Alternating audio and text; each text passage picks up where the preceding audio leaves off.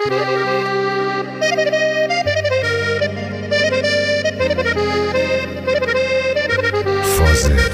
دریس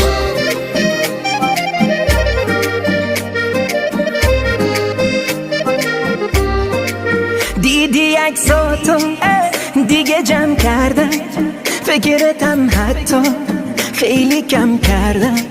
من میخواستم دنیا بهتر از این باشه، اما منم حقم بهتر از این آشه.